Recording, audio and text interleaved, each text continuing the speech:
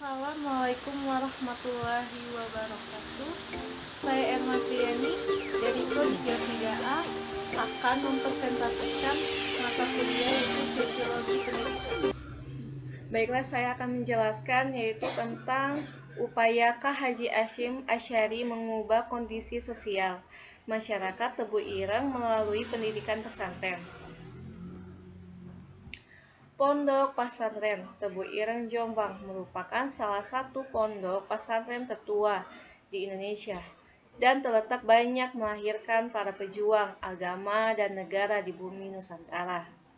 Didirikan sejak 3 Agustus 1899, pesantren Tebu Ireng kini telah menapaki usianya yang ke-120 tahun.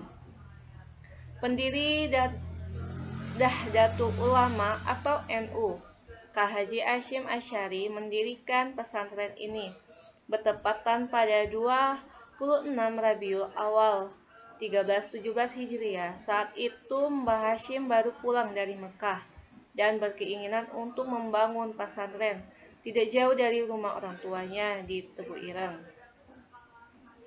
Tebu Ireng merupakan sebuah pendukuhan yang termasuk wilayah administratif Desa Cukir, Kecamatan Diwek, Kabupaten Jombang. Berada pada kilometer 8 dari kota Jombang ke arah selatan.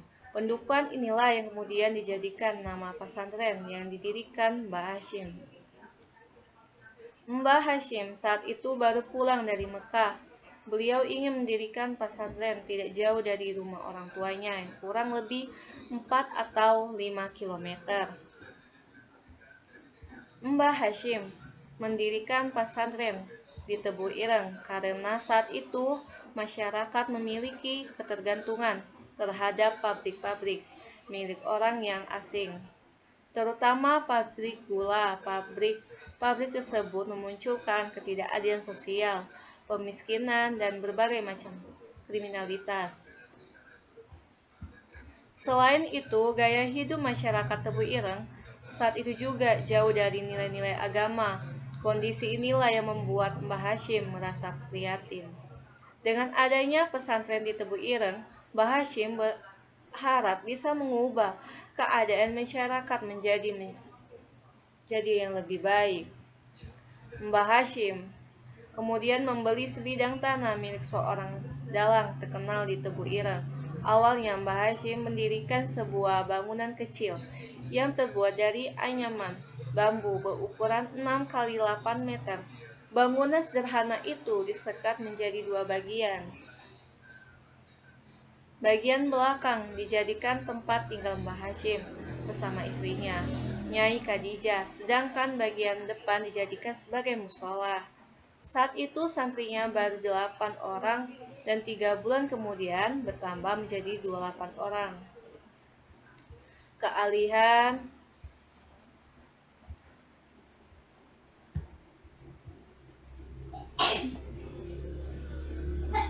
Keahlian Hasyim Asy'ari dalam bidang hadis dan tafsir menjadi daya tarik utama pesantren yang dirintisnya itu. Pada 1910, santri Tebu Ireng terus bertambah menjadi 200 orang dan 10 tahun kemudian meningkat sekitar 2000 santri.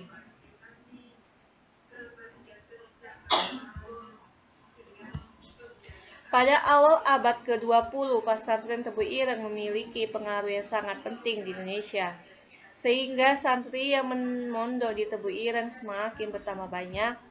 Melalui pesantren ini, Kyai Hasyim Asy'ari banyak mencetak para ulama besar yang kemudian mendirikan pondok pesantren di daerahnya masing-masing.